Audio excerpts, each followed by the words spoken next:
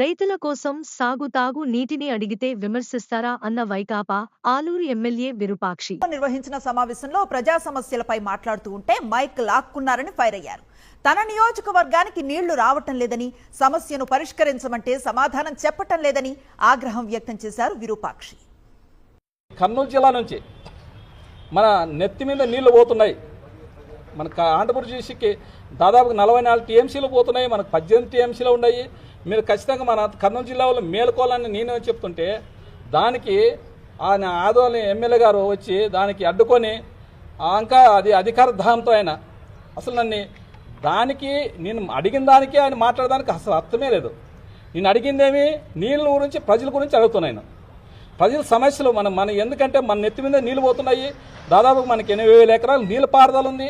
ఆ పారుదల నీళ్ళు ఏమన్నా నేను అడిగితే ఆయన మీ ప్రభుత్వం అప్పుడు ఏం చేసింది, ఇప్పుడు ఏం చేసింది, మీరు 11 మంది ఉన్నారు కదా, ఇట్లా మాట్లాడితే ఒక్క ఎమ్మెల్యేగానే రారనే విధంగా ఆయన మాట్లాడుతుంటే ఆయన ఎందుకు మాట్లాడుతున్నా, ఆయనకి ఎందుకు అంత అంటే జీవితాంతం నువ్వే ఎమ్మెల్యే ఉంటావా, జీవితాంతం మీదే కుటి ప్రభుత్వం ఉంటుందా?